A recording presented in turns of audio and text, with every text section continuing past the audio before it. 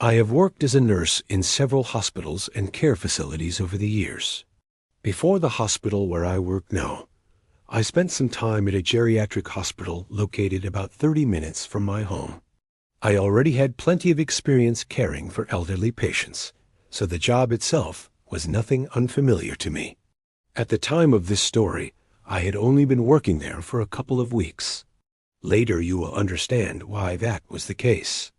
The events happened during what would eventually become my second to last shift at that hospital, although I had no idea of that when the night began.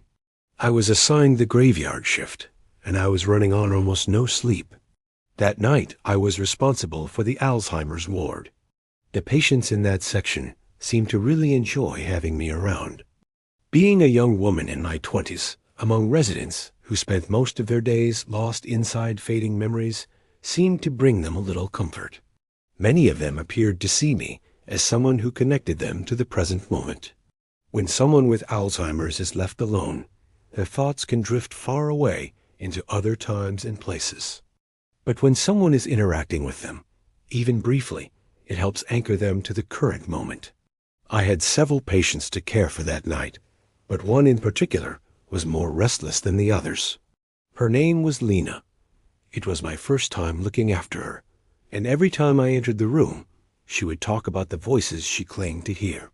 She also kept mentioning a man dressed entirely in black, standing in the corner of her room.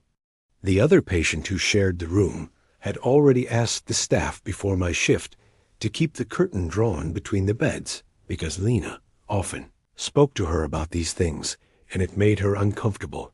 Despite that, Lena was very sweet. Whenever she saw me, she would smile warmly. She did not talk much outside of those strange comments, and she was extremely forgetful, which was expected in that ward. I started my shift around 9 in the evening, and by 11, most of the patients had gone to sleep. Lena was not one of them. Each time she pressed the call button, and I walked into the room, she seemed frightened. She would whisper about the voices again, and point toward the corner where she said the man dressed in black was watching her. I will admit that hearing this repeatedly started to make me uneasy. I believed that inside her mind, these things were very real to her. Patients with Alzheimer's often experience confusion and hallucinations, and I felt sympathy for her, because if she truly believed she was seeing those things, it must have been terrifying. Still, my job was to comfort her and try to help her relax enough to sleep. I considered turning on the television to distract her, but I did not want to disturb the other patient in the room, who was already sleeping behind the curtain. Instead, I sat beside Lena and held her hands. I spoke softly and told her to take slow breaths and try to relax. I reassured her that she was safe and reminded her that I was right down the hallway if she needed anything. That seemed to help. After a little while, she calmed down, and when I checked on her later, she was finally asleep. Once the entire ward settles down for the night, the shift begins to feel incredibly slow. Time almost feels like it starts moving backwards. An hour or two passed. I was in the linen room restocking supplies on my cart. The room was small and completely silent. I had the door closed while I worked. That was why the sound I heard caught my attention. It was faint but clear enough to make me turn around. I looked across the room but saw nothing. Thinking I might have imagined it, I went back to organizing the linens. Then I suddenly felt something on my shoulder. The sensation was unmistakable. It felt like a large hand resting firmly there. I looked down at my shoulder immediately and jumped back with a scream. There was nothing there. No one was in the room with me. Yet I was absolutely certain I had felt something touch me. My heart was racing as I stepped into the hallway and looked around. There were no other nurses nearby, and the corridor was completely quiet. I had no real explanation for what had just happened, so after a moment, I forced myself to go back into the linen room and finish what I was doing. I continued filling my cart until it was fully stocked. Once I was done, I turned toward the door. The moment I looked up, my entire body froze. Standing outside the door, staring through the small glass window, was a man dressed in black. He was smiling. The sight shocked me so badly that my legs gave out and I collapsed onto the floor. I began screaming at the top of my lungs. As I watched through the glass, the man slowly moved out of view. My screams echoed through the ward. Within seconds, the door swung open and one of the other nurses rushed inside. She helped me up from the floor while I struggled to breathe. I immediately asked her if she had seen the man dressed in black standing outside the door. She looked confused and said she had not seen anyone. According to her, there was nobody else in that hallway. We quickly checked every room in the ward, but there was no sign of anyone wearing black or anyone unfamiliar in the area. The noise I made had woken several patients, including Lena. When I entered her room again, she immediately began talking about the voices. This time, she also mentioned hearing screams. She did not know that the screams had come from me. Trying to steady my voice, I asked her something. I asked if the man she kept seeing was dressed in black and if he was smiling. She stared at me for a moment. Then I noticed something change in her expression. Her eyebrows lowered and her face suddenly looked more focused than I had seen all night. She quietly asked me one question. "How did you know?" Even though my heart was already racing, I felt it skip as soon as she said that. Almost immediately, Lena started screaming. She kept shouting that he was coming and begging to be taken out of the room. Other nurses rushed in and tried to calm her down. After that incident, the supervisor moved me to another ward for the rest of the night, so I would not have to go back into that room. Eventually, I ended up going home early because I was still completely shaken by what had happened. The next day, I sent a message to the head nurse. I told her that my upcoming shift would be my final one. I explained that the experience had scared me badly and that I did not feel comfortable returning to that building. She replied kindly and said she understood. I have never been diagnosed with any condition that causes hallucinations, and nothing like that had ever happened to me before. I know that extreme exhaustion can affect the mind, and I was definitely sleep-deprived that night. Still, what I experienced felt far beyond simple fatigue. The feeling of a hand on my shoulder, the image of the smiling man outside the door, and the fact that it matched the description a patient had repeated all night. All of it together created something I still cannot explain. It remains one of the strangest and most unsettling experiences of my life. And honestly, I hope it is the only time I ever encounter something like that.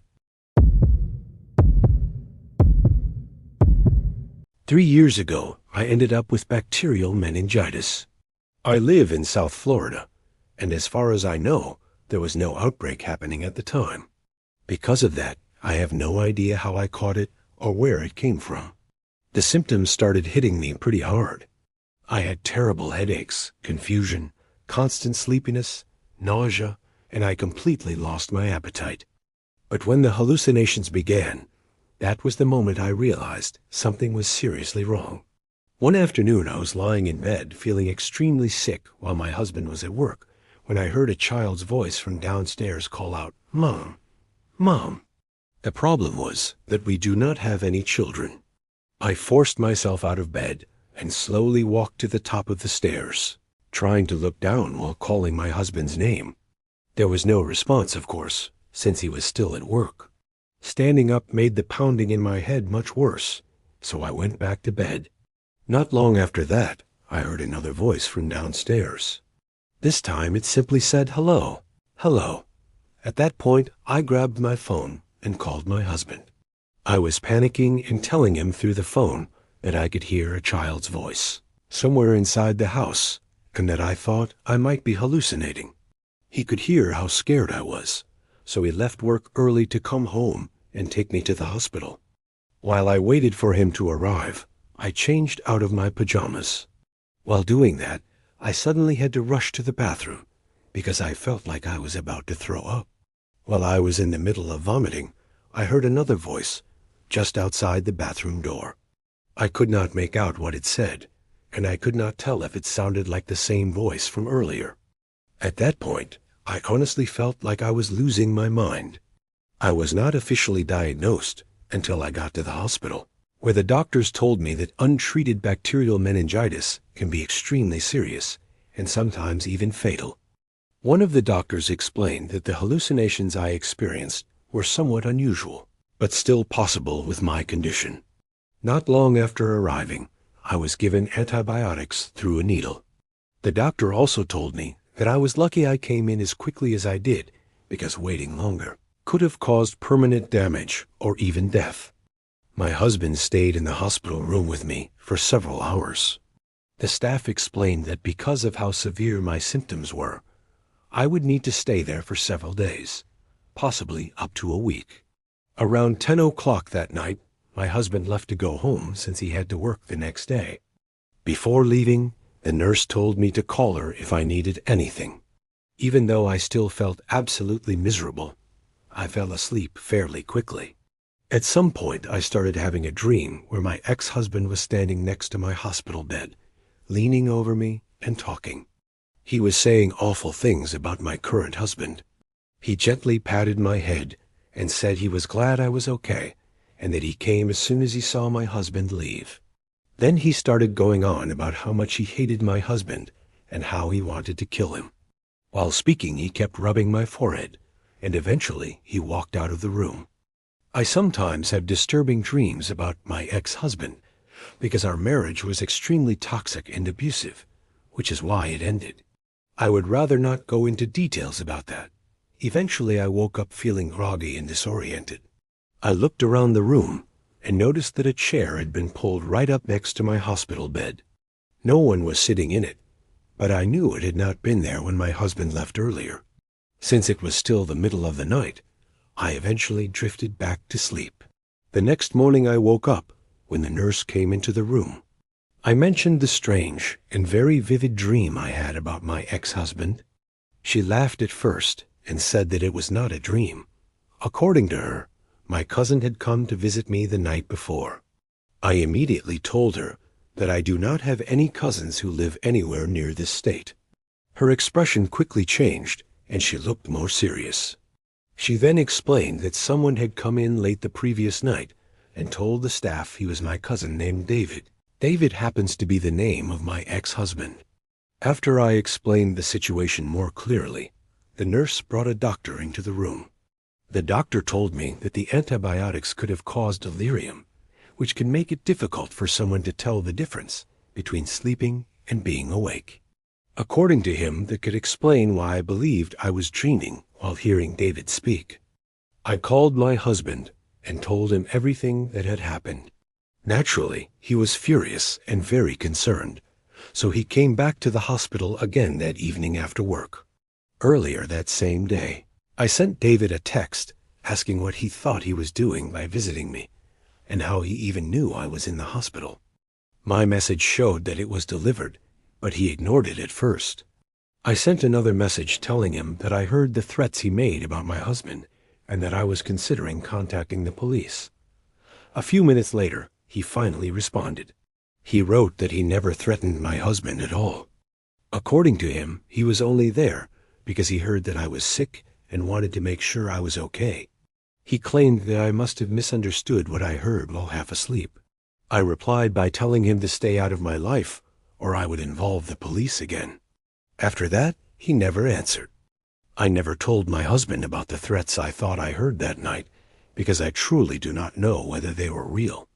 Considering the antibiotics and the hallucinations I was already experiencing earlier, it is entirely possible that my mind twisted what actually happened. But at the same time, I cannot say for certain that it did. About a week later, I was finally discharged from the hospital. I once matched with a girl on Tinder named Francesca, and we actually stayed friends long after that first meeting. Right away, she seemed interesting. She had a full sleeve of tattoos covering her left arm, red streaks in her hair, and her profile mentioned that she loved working out. One of the photos on her profile showed her standing on the rooftop of a tall building with an amazing view behind her. I asked her where that picture was taken. She told me it was the roof of an abandoned hospital on the outskirts of town that was supposedly incredible to explore at night. According to her, it was really easy to sneak inside. There was usually a police officer driving around the massive parking lot to discourage people from trespassing, but she claimed it was simple to avoid being seen. She suggested that we go there together for our first date, if you could even call it a date. I thought it sounded awesome. She seemed cool, and meeting someone that way felt way more interesting than the usual plan of grabbing drinks somewhere. I picked her up from her house, which was only about 10 minutes away, and then we drove about 20 minutes to reach the hospital. During that drive, we talked a lot and got comfortable with each other pretty quickly. When we arrived, she told me to park on a quiet dead-end street, hidden behind a wall of tall bushes. From there, it was about a 5-minute walk to the building itself.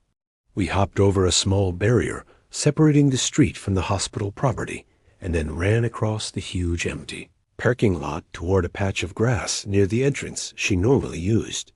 She guided us to a shattered basement window that served as her usual entry point. The place already gave off a creepy feeling, but I had signed up for the adventure. I was glad I had worn the old jeans she recommended, because it was obvious they were going to get snagged on something. The only lights we had were the flashlights on our phones. We had not brought any powerful gear or anything like that. Francesca moved through the building like she knew every corner of it. She led us through the basement and up to a stairway that went to the higher floors. I will admit that standing inside a massive abandoned hospital at night with only one other person was already pretty unsettling. I just did not realize how much worse things were about to get. Once we reached the first floor, Francesca kept talking in a normal voice that felt way too loud in the silence. I kept thinking someone might hear us. Suddenly, down the hallway we were standing in, there was a sound like a door opening or closing. The noise echoed straight toward us. She heard it too, and immediately stopped talking. I whispered and asked if it was normal for other people to be there. She said sometimes it happened, but not very often. We both shut off our flashlights and stood still. A loud bang suddenly echoed through the corridor, much closer than before. We both panicked and rushed through the darkness. I followed behind her, even though I could barely see anything. We made it back to the stairway and ran up the steps with our lights turned back on. After climbing a couple floors higher, we finally slowed down and started talking again. Francesca said the police never came inside the building, so it was probably just other people exploring. The strange part was that we had not seen any flashlights in that hallway.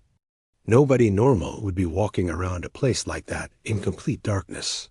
Then we heard another sound echoing from the stairwell we had just used. Someone was coming up the stairs. We panicked again. She said she knew another way and started running. We hurried through a confusing maze of hallways and rooms. At that point, I was genuinely terrified. It really felt like someone was chasing us, and I was not sure whether I would prefer it to be the police or some random stranger. After several minutes of running, she led us out onto a small outdoor section of the building. It was not the main rooftop, but more like the roof of a lower level. We stopped there to catch our breath. The idea that someone might still be following us completely ruined the mood. Even Francesca seemed uneasy now, and I had been relying on her as the person who knew this place best. After a few minutes, we relaxed a little. Then we climbed through a broken window that led into the ceiling area above a large room. This part was nerve-wracking because she wanted to walk across long, narrow wooden planks with about a 10-foot drop beneath us. Falling from that height would definitely hurt, but I did not want to look weak. I carefully followed her across one long board until we reached the top of a large pillar where one plank ended and another one began. We sat down on the pillar and hung our legs over the edge while talking quietly and looking down into the darkness below. The room felt eerie and empty. At least that is what I thought until we heard movement underneath us. It sounded like someone walking on the floor below. Since whoever was down there probably already knew we were around, We turned on our flashlights and pointed them downward. Standing directly below us at the base of the pillar was a man who looked to be in his 40s. He was wearing a black Carhartt beanie, a black jacket, and black sweatpants. He stared up at us with a strange smile on his face. In a deep, unsettling voice he said, "Come on down," while motioning with his hand for us to climb down. I asked him if he was a police officer. He ignored my question completely, as if I had not even spoken. Still smiling, he repeated the same thing. "Come on down." Francesca and I stood up immediately and started moving back across the narrow board. My fear of falling was even worse now, because I had no idea what that guy might do if he reached us. Halfway across the plank, we saw him hurry out of the room below through a doorway. He was clearly going to try to intercept us. We rushed across the rest of the board and started running through the building again. We headed down a stairwell on the opposite side of the hospital. While we were racing down the steps, we suddenly heard a door several floors above slam open, followed by heavy footsteps pounding down the stairs. Somehow he had managed to follow us. We ran as fast as we could. It honestly felt like we were running for our lives. Eventually, we made it back to the first floor and sprinted to the side of the building where we had entered earlier. We went down to the basement and climbed back out through the broken window. Hitting through that window was terrifying, because I climbed out second. For a moment I thought someone might grab my legs from inside. Luckily by then it seemed like we had lost him. We ran across the huge parking lot straight to my car. The moment we got inside, we locked the doors and sat there breathing hard. The whole experience had been a nightmare. But strangely enough, going through something like that together created an instant connection between us. We drove away from the hospital and ended up stopping at a Wendy's so we could eat and calm down. We sat in the car talking for about an hour before I finally drove her home. Francesca and I kept in touch after that night. We actually dated for a few months, but eventually we realized we were better off as friends. One thing we both agreed on, though: neither of us ever went back to that hospital again. I am a 30-year-old woman who lives by herself in a mid to lower income neighborhood. Crime does happen around here from time to time, though it is not what most people would call a ghetto. Even so, there are nights when living alone makes me feel a little uneasy. I do not really know many of the people who live nearby.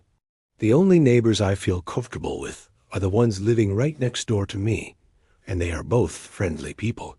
The houses across the street are a different situation. I have barely spoken to anyone there. Knowing the people around you makes living alone feel safer, and sometimes I wish I knew more of them. I have always been the kind of person who scares easily. Because of that, some of my biggest fears about living alone came true one night while I was lying in bed trying to fall asleep. It was late on a work night, sometime after 11. While the house was quiet, I heard the faint sound of leaves crunching along the side of the house. I could not tell if it was a person or an animal. There are plenty of stray cats and raccoons that wander around the neighborhood after dark. The next night, something else happened. I woke up suddenly when I heard a single cracking or tapping sound outside my window. At first, I assumed it must have been the window frame making noise. It was October, and the weather was still warm enough that I liked to keep the windows open for fresh air. Without really thinking about it, I called out, "Who is there?" After that, everything went silent. I got out of bed and lifted the blinds to look outside, but there was no one there. After 2 nights in a row of hearing strange sounds, I started to convince myself that I was probably just overreacting to normal house noises. I tried to relax and fall asleep again, but later that same night, I woke up once more. This time the sound was different. It was like scratching or scraping coming from somewhere in the backyard.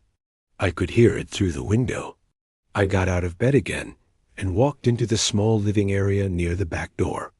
As I moved closer, the noise became clearer. It sounded like a clicking or scraping right outside the sliding glass door. I turned on the light in the room, and the sound stopped immediately. I walked toward the sliding door, which was covered by a curtain. My heart was pounding because I was afraid of what I might see on the other side. Finally, I grabbed the curtain and pulled it open quickly, like ripping off a bandage. There was no one there. I turned on the backyard light and slid the door open slightly to look outside. I felt a moment of relief when I saw nothing out there, not even a raccoon or some other animal. For a minute, I just stood there listening to the crickets. Then I heard something moving in the yard. A rustling sound came from the bushes. I stared at them. The bushes are thick enough that it is almost impossible to see through them, which would make them the perfect place for someone to hide. If that noise was not a raccoon or a possum, I honestly did not want to find out what it was. I went back inside and made sure every door and window in the house was locked. After that, I returned to my bedroom and even locked the bedroom door behind me. About 10 minutes later, just as I was starting to calm down in bed, there was a knock at my front door. That was when I really started to panic. I stayed in bed and ignored it. Nobody should be knocking on my door that late at night. I decided that if it happened again, I would call the police. Thankfully, it never happened again that night. At some point, I managed to fall asleep. The next day, I went straight to Best Buy with my brother. I told him everything that had happened, and he helped me pick out a doorbell camera along with a set of security cameras for the house. Later, we installed the doorbell camera at the front entrance and placed the other cameras in the backyard in spots where they would not be too obvious. My brother also stayed the night with me so I would feel safer. He slept in the guest bedroom. That night, we were both in our beds trying to get some rest when my phone suddenly buzzed with a notification. Motion had been detected on my property. I opened the Ring app and looked at the camera feed. The moment I saw the video, I screamed. The black and white footage showed someone standing at the back door trying to pick the lock. My brother woke up when he heard me yell. I showed him the video, and he jumped out of bed immediately. Without even putting on shoes or socks, he ran straight out the back door, ready to confront whoever was there. But my scream must have scared the person off, because when we watched the footage again, we could see him running away. My brother stood outside in the yard and shouted as loudly as he could, telling the person to never come back. Whoever had been trying to break in definitely heard him. Unfortunately, we could not see the man's face in the video. He had his hood pulled down over his head and was dressed entirely in dark clothing. In every frame of the recording, his face stayed hidden. He was also wearing gloves, which meant he did not leave any fingerprints behind. We called the police even though we knew there was not much they could really do about it. Still, it felt better to have them come by and make a report in case anything happened again. After that night, nothing like it ever happened again. I hate to sound full of myself, but I know that I am considered an attractive woman. What really frightens me is the thought that the person outside my house might have known who I was. A young woman living alone would seem like an easy target. Sometimes I wonder if the person could have been someone who lives on my street, maybe even one of the neighbors. I guess that is something I will probably never know. When my parents got divorced, my mom ended up with 2 of the 5 houses that my dad owned. My dad runs a very successful real estate company, so growing up we always had several homes in different places. I am 23 now, so I pretty much stay wherever I want, depending on what is most convenient. Lately, though, I spend most of my time at one of my mom's houses because I am closer with her. During this particular week, my mom had gone to our beach house for a while, leaving me alone at the main house. That situation was not unusual for me. I am used to having the place to myself fairly often. The house itself has a somewhat interesting layout. Upstairs there is a kitchen, a living room, and 2 bedrooms. The first floor below, it is set up almost the exact same way, with its own kitchen, living room, and bedrooms. Then there is also a basement underneath everything. My bedroom is upstairs. When I am home, I mainly stay on that floor, using the upstairs kitchen and living room. My mom usually sticks to the downstairs when she is home, so we each have our own space. It works out really well. The house also has 3 separate entrances. There is a front door, a back door, and a side door. The side door leads to the area where the garbage cans are kept. That is the door I usually use when I take the trash outside. Anyway, the strange situation really began when I started noticing that some of my clothes were missing. Whenever this happened, I would call my mom and ask if she had moved anything from my laundry baskets.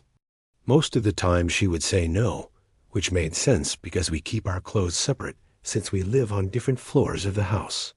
Still, even during those weeks when I was completely alone at home, I noticed that several of my favorite shirts had disappeared. My room is honestly pretty messy most of the time, so at first I assumed I had simply misplaced them somewhere. But after digging through everything in my room multiple times, I still could not find certain pieces of clothing. It made absolutely no sense. Eventually, I even checked my car and looked through the downstairs rooms, including my mom's bedroom, just in case something had gotten moved there somehow. Nothing. After a while, I convinced myself that maybe one of my friends had borrowed a shirt and forgotten to tell me. Or maybe they would just randomly turn up later when I cleaned my room better. I stopped worrying about it. When I am home alone, I usually sleep with my bedroom door slightly open. I do it so that I can hear if anything strange happens in the house, like if someone tried to break in. One night, I was lying in bed, watching a movie on my laptop, when my bedroom door suddenly closed. It did not slam, but it also did not shut gently either. I had both windows open and my ceiling fan running, so my first thought was that it was just a draft. That sometimes happens in the house. But a few seconds later, I heard a sound from the hallway outside my room. My reaction was probably not what most people would do when they are alone in their house. Instead of hiding, I got up and quickly walked over to the door and opened it. The hallway was dark, so I turned on the light and looked around. Then I walked toward the living room area upstairs, expecting to maybe see something strange. No one was there. I still did not feel completely satisfied, though. So I went downstairs to check the first floor, where my mom usually stays. I looked through the living room, the kitchen, and her bedroom. That was when I noticed that the basement door was slightly open. The light switch for the basement is located right at the top of the stairs. It is one of those pull strings that you tug to turn the light on. I pulled the string and started walking down the stairs into the basement. The basement is rarely used. There is a couch down there, a television, a few workout machines, and a small separate room with a punching bag. Other than that, there are 4 doors that lead into storage closets. There is also a very small door that you have to crouch down to get through. It leads into a tiny crawlspace-style storage area. Neither my mom nor I ever really go down there. As I stood there looking around, something in my peripheral vision caught my attention. The little crawlspace door moved slightly. My heart instantly dropped into my stomach. I slowly stepped closer to it, trying to figure out if I had actually seen movement, or if my mind was playing tricks on me. Then everything inside me froze. From the darkness inside that crawlspace, an arm suddenly reached out and gently pulled the small door shut. At that moment, I felt like my heart had completely stopped. I quietly backed away, trying not to make any noise. Then I quickly, but silently, went back up the stairs. All I wanted to do was get as far away from that basement as possible. The first thing I did once I reached upstairs was call 911 and report that there was someone inside my house. I was extremely grateful that I had not made any noise when I left the basement, because whoever was down there probably had no idea that I had seen him. The police arrived shortly after. They came with their lights on, but without their sirens. 4 officers entered the house and went down to the basement with me. They stood outside the crawlspace door and ordered whoever was inside to come out. After a moment, the door slowly opened. A bald man who looked to be in his 50s crawled out with his hands raised.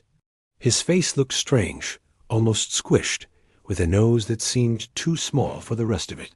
What made my stomach turn even more was the fact that he was wearing one of my shirts. Inside the crawl space, the officers found several piles of belongings that belonged to both my mom and me, mostly clothing. The entire closet smelled strongly like urine, which made everyone wonder how long the man had actually been hiding down there. There was no obvious damage anywhere in the house, except for the urine stains. But because he had taken several of our belongings, he ended up being charged with third-degree burglary. Somehow that was the only charge. My mom and I definitely did not want any of the clothes back that the man had worn. Looking back, I blame myself for what happened. I most likely left the side door unlocked one night after taking out the trash. That was a lesson I will never forget. Always lock your doors. The thought that someone could secretly be inside your home at any time, simply because a door was left unlocked, is something people should take very seriously. I live in Branson, Missouri, and not far from my house sits an abandoned theme park called Celebration City. It has been deserted for more than a decade, closing its gates back in 2008. The park had a theme centered around American life throughout the 20th century. It used to open in the afternoon and stay open into the evening, with each day ending with a laser show and fireworks. The park had plenty of rides, shows, and attractions, and it usually operated from May until about the middle of September. I went there several times as a kid with my family, so when the park shut down, it honestly felt pretty sad for all of us. Most of the roller coasters were taken down before the park closed for good, but even now, many of the buildings are still standing. A lot of people do not realize it, but it has quietly become a pretty interesting place for exploring. My friend, who I will call Calvin, was completely on board with the idea of going to check it out.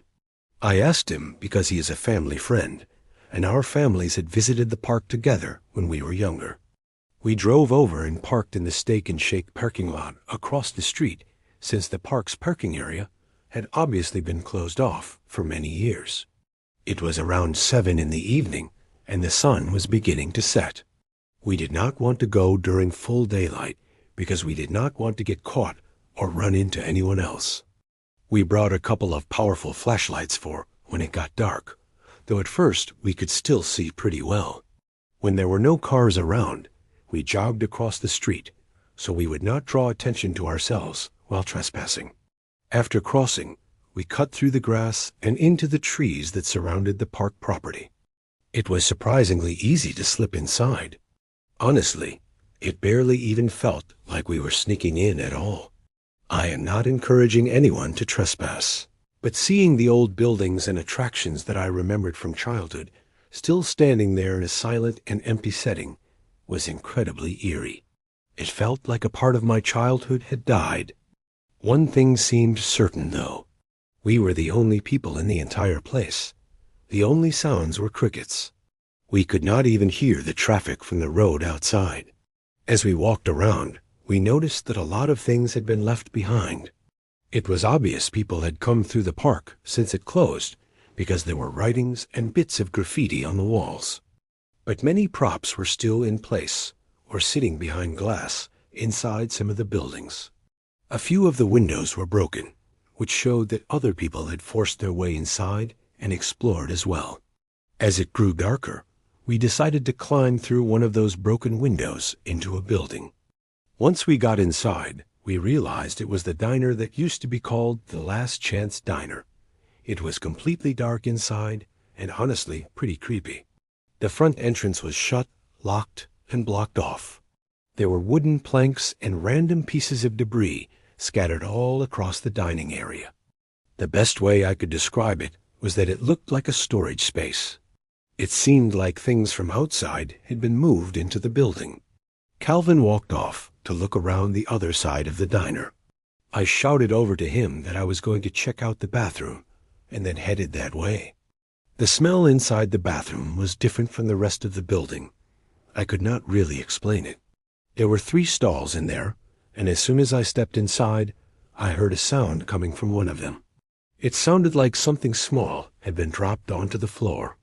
I said hello while shining my flashlight around the pitch-dark room.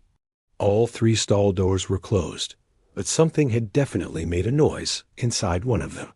I kept the bathroom door propped open with my foot and then crouched down, pointing my flashlight under one of the stall doors. I saw a pair of shoes and legs. I gasped and jumped back before quickly checking under the other 2 stalls. I saw the same thing there too. There were 3 sets of legs and shoes visible under the stall doors.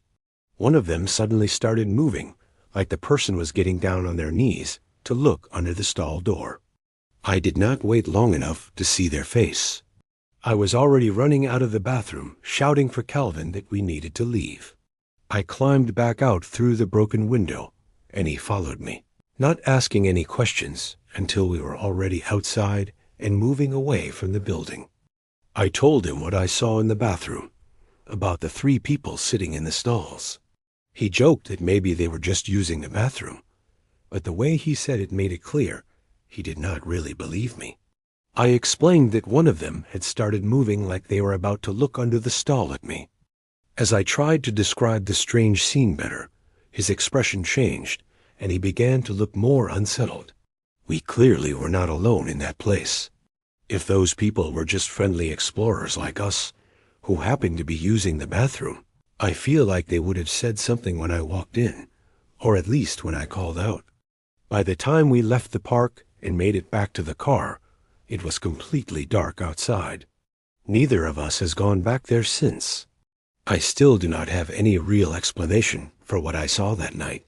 It was strange, unsettling, and it instantly changed the mood of what had started as a fun adventure. I travel alone quite a bit.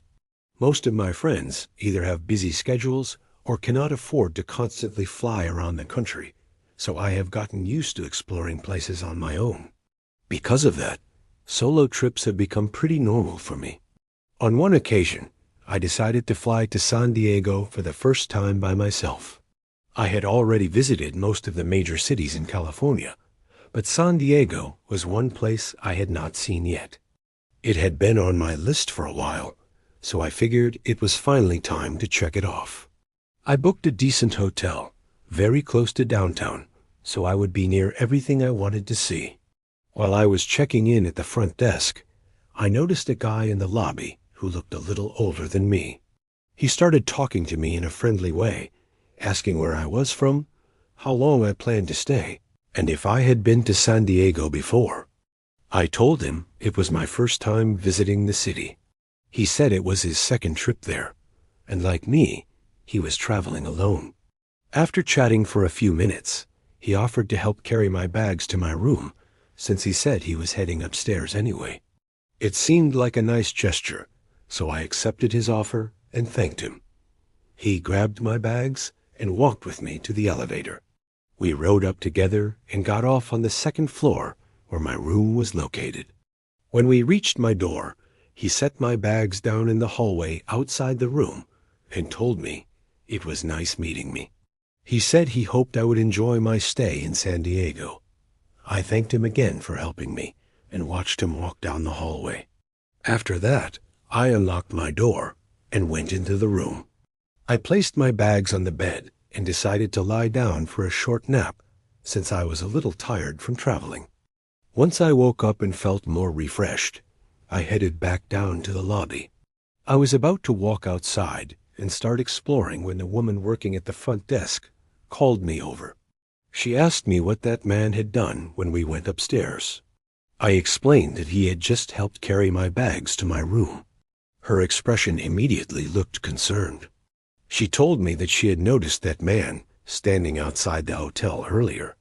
According to her, he came inside only moments after I entered the building. She also said she was fairly certain he was not actually staying at the hotel. Then she warned me that if I happened to see him again, I should stay away from him. Hearing that immediately made me uneasy. I hoped she was mistaken and that he had simply been a friendly traveler. Still, I decided it would be smarter to take her warning seriously. I left the hotel and spent the rest of the day exploring the city. San Diego was beautiful and lively, and I tried to focus on enjoying myself instead of thinking about the situation. After a few hours, I returned to the hotel to change clothes before going out to dinner. This time, there was a different person working at the front desk. Back in my room, I took a quick shower, changed into something nicer, and lay down again for a short power nap before heading out for the evening. While I was resting, there was a knock on the door. A quiet male voice followed, saying it was housekeeping. That immediately confused me. I had not requested housekeeping, and it was only my first day staying there. I figured they might have the wrong room. I walked over and looked through the peephole in the door, but I could not see anyone standing in the hallway. That made the situation feel even stranger. Then the memory of that man from earlier popped into my head. I wondered if it could possibly be him. Instead of opening the door, I ignored the knocking and grabbed my phone. I called the front desk and asked if they had sent housekeeping to my room. As expected, they told me they had not. At that point, I asked if someone could come up to my room just to make sure everything was okay. About 5 minutes later, a hotel maid knocked on my door. I opened it and calmly explained the situation to her and thanked her for coming to check on things. After that, I left the hotel and went out to dinner. Later in the evening, I joined a city lights tour and walked around several of the busier areas downtown. It was a nice way to experience the city at night. Around 10 o'clock that night, I returned to the hotel. Before going upstairs, I stopped at the front desk and explained what had happened earlier with the suspicious knock at my door. I mentioned the man who had helped me with my bags and told her that I was worried it might have been him pretending to be housekeeping. I asked if she had seen anyone matching his description walking through the lobby at any point. She said she had not. To help reassure me, she pulled up the live security camera feed from my floor.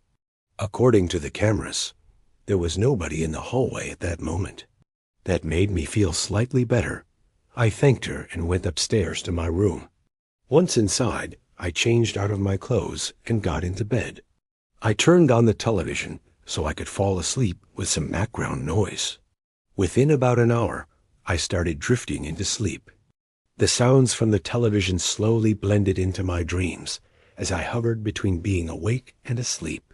At one point, I heard a door close somewhere, but in my half-asleep state, I assumed it was just part of whatever I was dreaming about.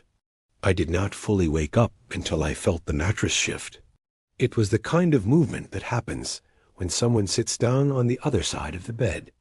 I turned my head and looked over my shoulder. On the other side of the bed was a man wearing a black COVID mask and a baseball cap. He was climbing onto the bed and reaching toward me. He grabbed me and tried to cover my mouth so I could not scream. Somehow I managed to fight him off long enough to yell as loudly as I could. He kept trying to silence me by covering my mouth, but I continued to struggle and resist. I fought hard enough that eventually someone started knocking on my door. I screamed for help. At that point, the man must have realized the situation was no longer going to work in his favor. He let go of me and rushed to the door. When he opened it, a woman was standing there knocking. He shoved her to the ground and ran down the hallway toward the stairs. The woman quickly came inside the room to check on me. I was completely shaken and in shock, and soon after I started crying.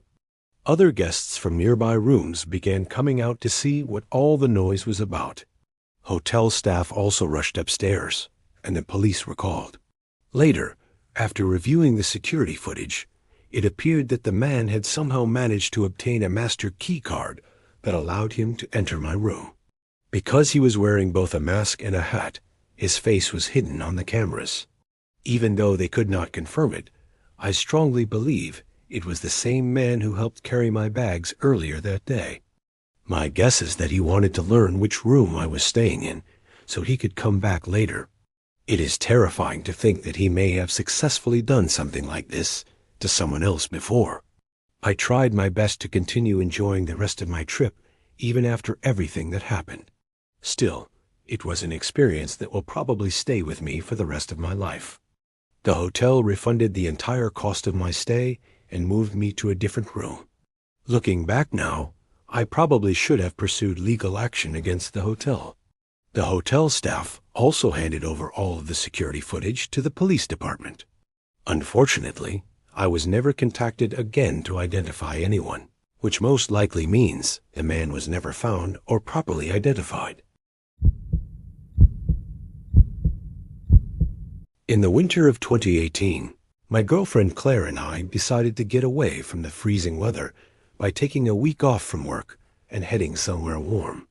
We chose a beach resort in Mexico where the ocean was a beautiful shade of blue and the weather felt perfect every single day. The resort offered an incredibly cheap 7-day all-inclusive package. It included a large buffet, 3 different swimming pools, direct access to the beach, countless bars, an entertainment hall, and plenty of group activities and excursions for guests. Since we were staying for a full week, we planned to make the most of it. For the first couple of days, we stayed around the resort, relaxing and enjoying the unlimited drinks that were included with our stay. The land surrounding the resort was filled with jungle and long scenic roads, so on the 3rd day, we decided to explore a little. We took a private shuttle to the closest car rental shop. The driver who took us there warned us to stay close to the coast because some areas farther inland were known to be dangerous. At the rental shop, we picked up a small Ford Fiesta. There were no flashy sports cars there, just simple vehicles for getting around. The rental place was located in a small town about 5 miles from the resort. There was essentially one long road stretching along the coastline, lined with different resorts. Beyond that road, there were endless sections of jungle, along with the occasional small town. We drove south along that road until we eventually reached Tulum. To be honest, the town of Tulum did not live up to the expectations I had built in my head. Several of my friends had always talked about wanting to visit, but it felt far less exciting than I imagined. After driving around for a bit, we turned back north. Not long after that, we noticed a dirt road leading into the jungle, and curiosity got the better of us. We decided to drive down it just to see where it went.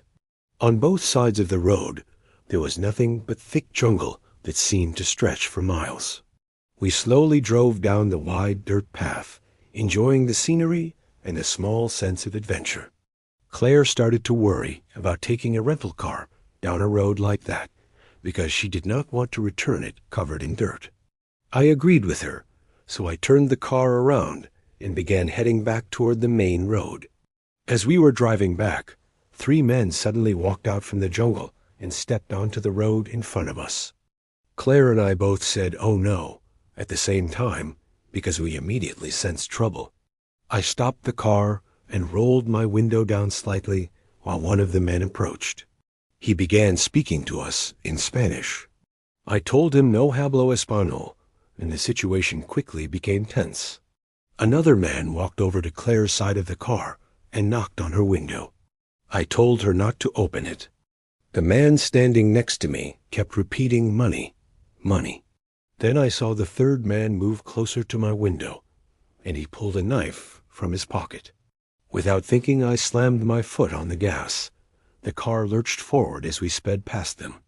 All 3 men started yelling and chasing after us, but of course they could not outrun a car. Our hearts were pounding in our chests after that encounter. I did not slow down until we reached the main road again. After what had just happened, neither of us had any desire to keep exploring. We drove straight back to the resort parking lot and left the car there. We decided not to return it yet, since the rental was cheap anyway. The next day, we spoke with a few employees at the resort who recommended visiting a nearby cenote that they said was beautiful. So we got back into the car and followed their directions down another dirt road that was very close to the resort.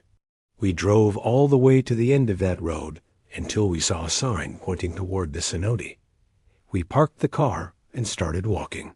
We found the place easily and surprisingly, we were the only visitors there. There were no other cars parked nearby. We followed the signs down a peaceful trail surrounded by jungle. For a short time, it was actually a beautiful and calm experience. Unfortunately, that feeling disappeared when we both began to sense that someone might be watching us. It was not just a feeling either. We could clearly hear movement and footsteps in the jungle around us. I told Claire that we should just keep walking. We followed the path a little farther until suddenly a man appeared in front of us. He started speaking Spanish. When I again told him no hablo español, he tried to switch to broken English. From what I could understand, he was saying that we should follow him and that he would lead us to the cenote. Claire and I exchanged a nervous look, but reluctantly followed him. After a few moments, it became clear that he was guiding us away from the direction we had originally been heading. We were no longer following the signs. Claire tapped my shoulder and pointed toward the back pocket of the man walking ahead of us. The handle of a large knife was sticking out. I quietly told her to run. I pushed her forward, and we both took off as fast as we could down the trail. The man realized what we were doing and started chasing us, but thankfully he was not very fast. We were able to outrun him without much trouble. When we reached the car, I thought he might stop chasing us, but the moment we got inside, 3 more people suddenly came out of the path we had just run from and rushed toward the vehicle. They tried pulling on the door handles and began slamming their fists against the windows as if they were trying to break the glass. Before they could do any real damage, I started the car and drove away. Claire was crying. Honestly, I felt like crying too. 2 days in a row, we had barely escaped dangerous situations. We decided right then that we were completely done exploring. We returned the car to the rental shop. Thankfully, there were no dents or damage from the pounding on the windows, only some dirt marks. After that, we took the shuttle back to the resort and stayed there for the rest of our trip until it was time to go to the airport. We also told the resort staff about what had happened so they could warn other guests. Neither of us has gone back to Mexico since that trip, and to be honest, I am not sure if we ever will.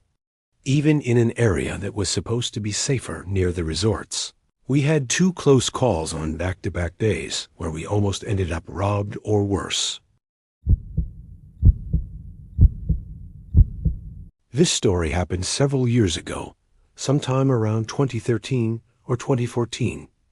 To be honest, I cannot remember the exact year because the entire experience feels hazy in my memory. Over time, I think I tried to push it out of my mind. It was during Christmas break when I was a freshman in college, attending a university in New York City. That meant I was thousands of miles away from my family, who lived back in Bulgaria. For those who might not know, Bulgaria is a small country in Eastern Europe located near Romania and Greece.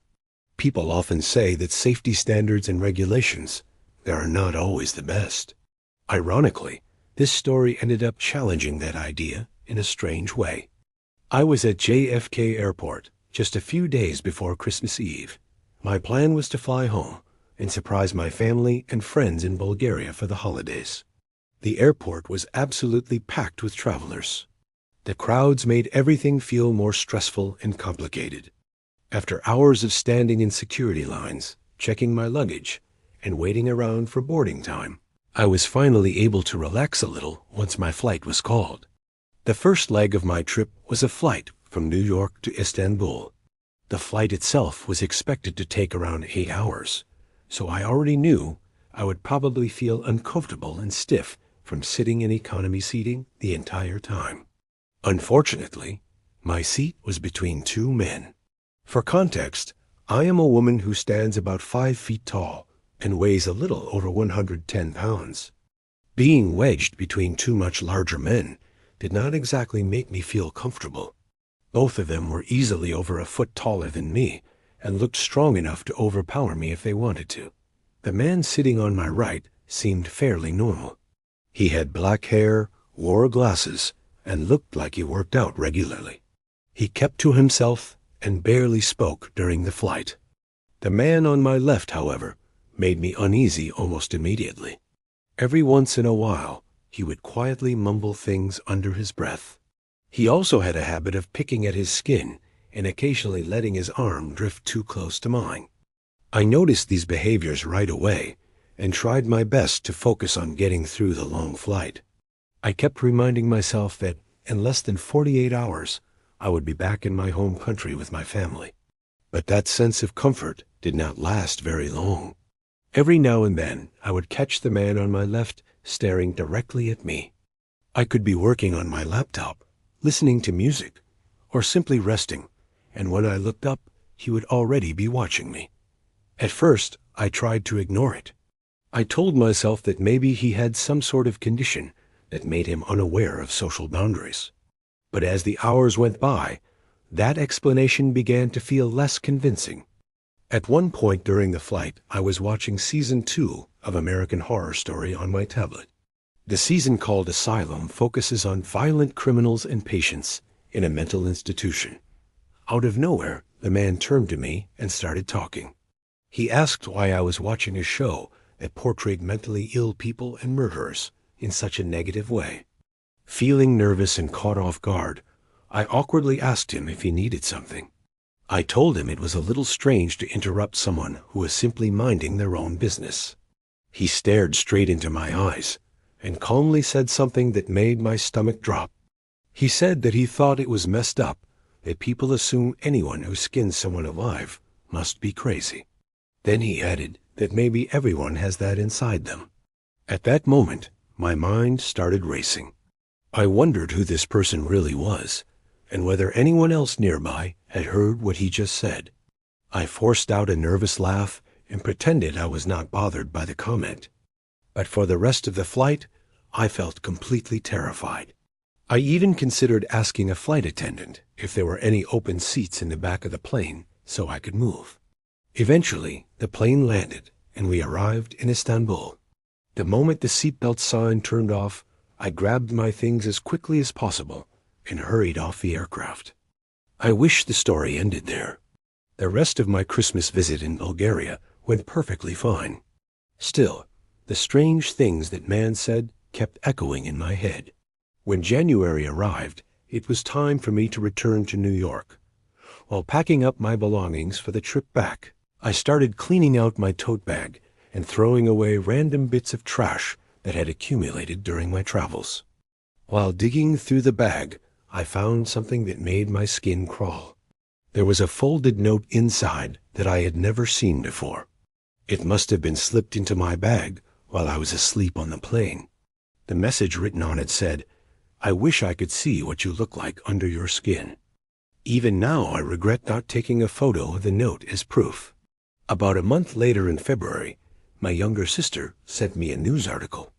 The story reported that a man had been arrested in Istanbul for several violent crimes including rape, attempted rape, kidnapping, attempted kidnapping, and first-degree murder.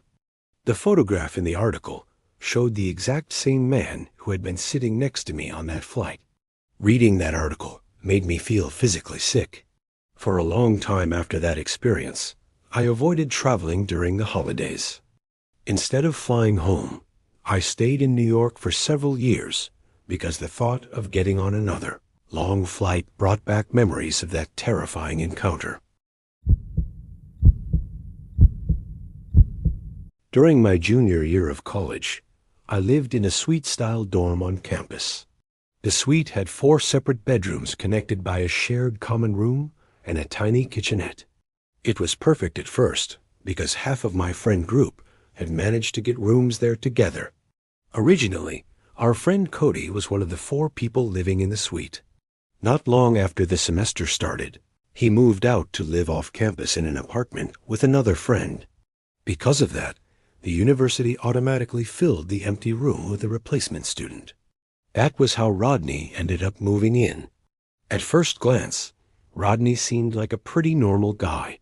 He had short blonde hair, a patchy light beard, and eyebrows that were so light they were almost impossible to see. He was extremely tall, around 6'4", with a medium build. His room was located in the far corner of the suite, right next to mine.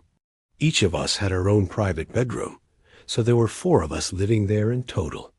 Rodney mostly kept to himself during his first few days. We did not really interact much. Then one afternoon I came back from class and saw him sitting alone in the common room. As soon as I walked in, he told me he needed to talk to me about something. He said he had something called parasomnia. At that point, I had absolutely no idea what that meant. Rodney explained that parasomnia was a sleep disorder. According to him, it sometimes caused him to talk or yell in his sleep because of night terrors.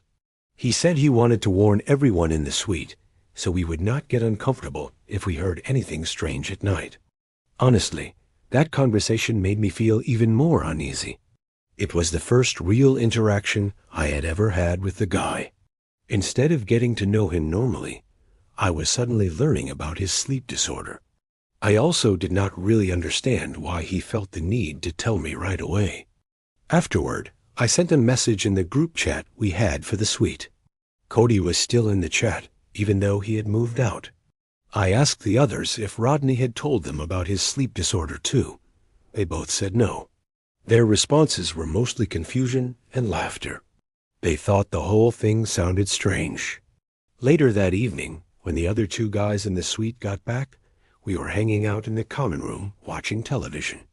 We started talking quietly about Rodney and wondering if his sleep disorder had something to do with why he had been transferred from his previous dorm. While we were talking, Rodney walked through the room. He gave us a quick nod and a simple sup before heading straight to his bedroom and closing the door. The television was loud, so we lowered our voices and kept discussing it. That night, something happened that made things even stranger. Sometime in the middle of the night, I heard a knock on my bedroom door. It woke me up instantly. I asked who it was. There was no response. After waiting a few seconds, I decided to ignore it and try to go back to sleep. But I could not help wondering if it had been Rodney. The next morning, I asked the other guys if either of them had knocked on my door during the night. Both of them said no. When Cody saw the messages in the group chat, he thought the whole situation was hilarious. I did not think it was funny at all. I was already a little creeped out, and I hoped it would not become a regular thing. A few nights later, it happened again. This time, I had already woken up briefly and checked my phone. It was around 2 in the morning. While lying there, I suddenly heard footsteps in the hallway area outside my room. Then came the knock. Again, it was on my door. I stayed completely silent this time. I had a strong feeling it was Rodney wandering around in his sleep. The thought of that alone was enough to make me uneasy. Right then I sent a message in the group chat saying it had happened again. It was 2 in the morning, so nobody replied until the next day. Both of them said they had slept through the night and heard nothing. Rodney's room was right next to mine, so that probably explained why I was the only one hearing it. Later that day, I decided to ask Rodney about it directly. I knocked on his door and asked if he had been the one knocking on my door during the night. He said he had no memory of doing that. Then he apologized and admitted that he had forgotten to mention something important earlier. Part of his parasomnia involved sleepwalking. According to him, it was harmless and nothing to worry about. I did not really see it that way. Being woken up in the middle of the night by someone wandering around the dorm was definitely unsettling. A few days passed after that. I do not remember the exact number of days, but it was probably less than 4. During that time, there were no more knocks on my door. I started to relax a little. But the story did not end there. One night I woke up suddenly because I heard a strange sound inside my room. The room was dark, but as my eyes adjusted, I noticed someone standing in the corner facing the wall. It was Rodney. He was quietly muttering to himself. I said his name out loud. Rodney slowly turned toward me and began repeating the same phrase over and over. Open the door. Open the door. His eyes were pointed in my direction, but it did not seem like he was actually seeing me. It felt more like he was looking straight through me. Then I noticed something that made the moment even more disturbing. He was smiling. I heard what sounded like a small laugh before he turned and walked out of my room. I had no idea what I was supposed to do in that situation. I knew almost nothing about sleepwalking or how people were supposed to handle it. Everything went quiet again. Along with the banging, I heard Rodney shouting. He was screaming open the door at the top of his lungs. I rushed out into the common area and saw him at the other end of the hallway, pounding his fists against one of my suitemates' doors. He was hitting it over and over while yelling like a completely unhinged person. I ran over to him and started shaking him, trying to wake him up. The noise had already woken the other two guys. They came out of their rooms and joined me. All three of us were shaking Rodney and shouting his name. Finally, he stopped. He looked at the three of us with a blank expression. Then he calmly said, "I'm sorry, guys." Without another word, he walked back to his bedroom and closed the door. The three of us just stood there in the hallway, completely stunned and not knowing what to say. Apparently, someone in a neighboring suite had heard the commotion because campus police showed up at our door shortly afterward. We explained everything to them as honestly as we could. Rodney spoke with the officers for a while before returning to his room again. That night, I made absolutely sure my door was locked. The next morning, Rodney was gone. There was no sign of him or any of his belongings. It was as if he had never lived there at all. Like I said, I do not know much about sleepwalking or sleep disorders. But whatever I witnessed that night did not feel like ordinary sleepwalking to me. I still have no idea what was going on in Rodney's mind, but I truly hope he eventually got the help he needed. It was my freshman year at the University of Alabama. A few weeks before move-in day, I had already received the contact information from my assigned roommate. His name was Brandon. This was back in 2013, and we had exchanged a few messages before the semester started. At the last minute, though, Brandon had some family issues and decided to attend a different school. Because of that, I arrived on campus without a roommate while everyone else was meeting theirs. During that first weekend, I unpacked all my stuff by myself. The school had not yet assigned me a replacement roommate. I did get to know some of the guys who lived on my floor, though. They seemed friendly enough. Then, on Sunday night, my new roommate finally showed up. I saw him walking down the hallway with a backpack, looking a bit confused as he checked the room numbers. I asked him if he had just been assigned to the building, and he said yes. So I asked if he was looking for dorm number 5. That is not the real number of my room, but I will use that for the story. He said yes. That meant he was my roommate. I shook his hand, introduced myself, and told him I was the person he would be sharing the room with. He said his name was Robert, but that I should call him Bob. That struck me as a little strange, because I had never personally met someone named Robert who preferred Bob. I showed him the room, where I had already set up my side with decorations and furniture. His side was still completely empty. He dropped his backpack onto the bed and smiled at me for a moment before explaining in a slight Turkish accent that he had not brought the rest of his belongings yet. He opened the backpack, pulled out a sheet, and tossed it across the mattress. Since it was already after 9 and classes were starting the next morning, we both just sat on our beds and talked for a while. Like anyone meeting a brand new roommate, I was trying to get a sense of what kind of person he was. It was hard to read him. He seemed quiet. His voice was very deep, and he had a slightly awkward energy about him. But I tried not to judge, because people can act strange when they are nervous around new people. After a while, Bob laid flat on the mattress with only the sheet under him and used his backpack as a pillow. It looked extremely uncomfortable. I had no idea how he planned to sleep like that. I offered him one of my extra pillows, and he accepted it. I finally went to sleep a little after 10. At some point during the night, I suddenly woke up. You know how sometimes you wake up for no clear reason, and you cannot figure out what disturbed you.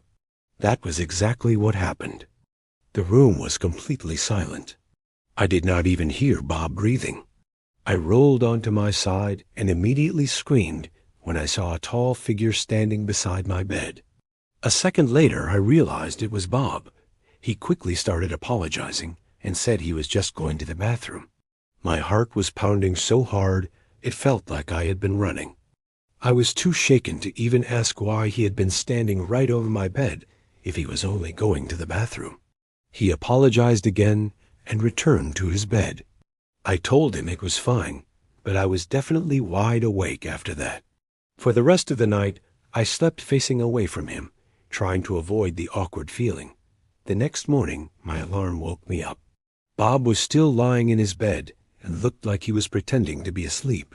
I started digging through my bag to grab my books and supplies for class. While I was doing that, I had this strange feeling that my bag had been moved around during the night, like someone had gone through it. I glanced over at Bob again. He still appeared to be asleep. Just in case, I grabbed some of my more valuable items and put them in the backpack I was bringing to class. Once I got to Class 1, sent an email to the housing department. I also filled out an online form requesting a room change and explained that my roommate was making me uncomfortable. When I returned to the dorm after class, I noticed the door to my room was being held open with a door stopper. Inside the room, Bob now had a large duffel bag sitting on his bed. I figured he had brought more of his things and was starting to unpack. I laid down on my bed and opened my laptop. A little while later, Bob walked back in. He greeted me, took the duffel bag, and slid it under his bed. Then he just stared at me with a blank expression. I tried to ignore it, but the whole situation was making me uneasy. Eventually, I looked back at him with a serious expression instead of pretending not to notice. He simply gave me a small nod before climbing onto his bed and scrolling through his phone. Later that evening, I left to get dinner at the dining hall. When I returned, Bob was still in the room. I started wondering if he ever planned to leave or do anything besides sit there. I asked if he had any classes that day. He said yes, but only one. That night after we turned off the lights, I noticed Bob sitting upright against the wall in his bed, facing my direction while looking at his phone. I kept getting the feeling that he was watching me. I was anxious to hear back from housing, so I checked my email again. They had responded, but not in the way I expected. The woman who replied sounded confused by my message. She said my replacement roommate had not yet been assigned, and according to the records, I should still be alone in the room. I slowly looked over at Bob. He looked back at me. I almost asked him if he actually had a key for the room, but I decided not to. Instead, I quietly packed my laptop and the rest of my belongings into my backpack and duffel bag while he sat there watching. He never said a word. I honestly think he realized that I had figured things out. Without saying anything, I walked out of the room, went somewhere safe, and called campus police. By the time officers arrived at the dorm building, Bob, or whatever his real name really was, had already disappeared. His small amount of stuff was gone too. Later that night, I discovered he had taken several of my clothes, my iPhone charger, and some of the snacks I kept in my closet. As for why he had been standing over my bed while I slept, I can only assume he was checking to make sure I was fully asleep before searching through my belongings. For nearly 24 hours, I had unknowingly shared my dorm room with a complete stranger who may have even been homeless. My actual assigned roommate finally moved in 2 days later. I got along well with my college roommate Stacy. She could be pretty messy at times, but aside from that, we never really had any issues. We borrowed things from each other all the time, so sharing clothes or supplies was totally normal for us. At our school, the dorm rooms had bunk beds, which I always thought was kind of unusual for a college dorm. I slept on the top bunk because I was a light sleeper. Stacy was the type of person who got up several times during the night, so if I had been on the bottom, she probably would have woken me up constantly. There was one night during that year that I still think about sometimes, mainly because I have never been able to come up with a logical explanation for it. That evening, Stacy and I were both in our room studying. I was sitting at my desk while she was already in her bed with her books. I had a big presentation scheduled for one of my classes the next day, so I kept going over my talking points again and again. At one point, I actually practiced the presentation out loud for Stacy.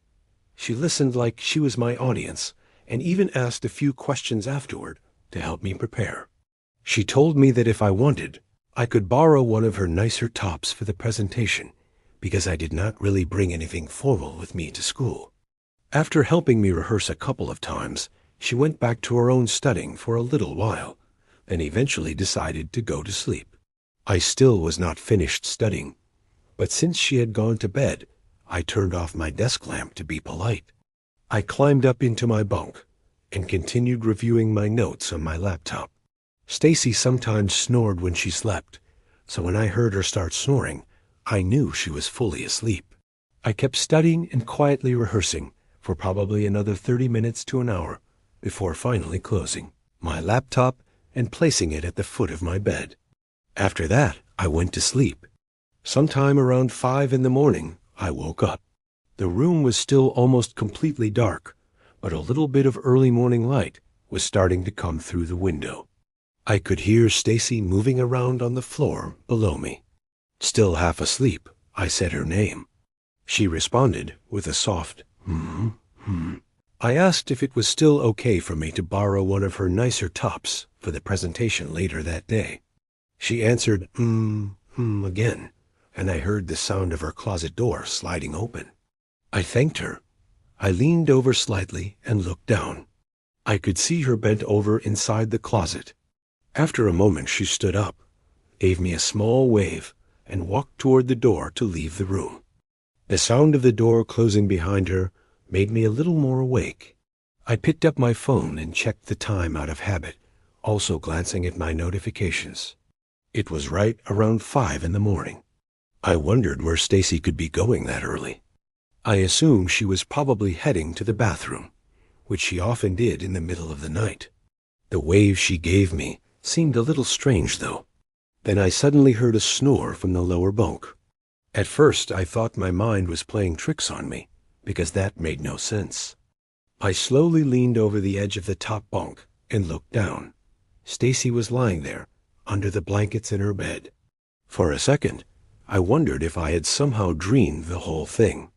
But then I looked at the closet and saw that the door was still open. I quickly climbed down and rushed to our dorm room door.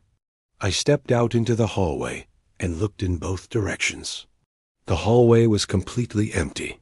There was not a single person around, even though at least a few minutes had passed since I heard the door shut. I hurried back inside and shook Stacy until she woke up. I told her that someone had just been inside our room. It took her a moment to fully wake up and understand what I was saying. When it finally sank in, she looked really worried and immediately checked her closet to see if anything had been taken. Nothing was missing, though. Even now, I still have no idea who that person was or how they managed to get into our room. We reported the whole situation to campus police. They even checked the security camera in the lobby of the dorm building, but they said they did not see anyone who should not have been there. To this day, I still cannot explain what happened that morning, but I know one thing for sure. I was not dreaming, and I was not hallucinating.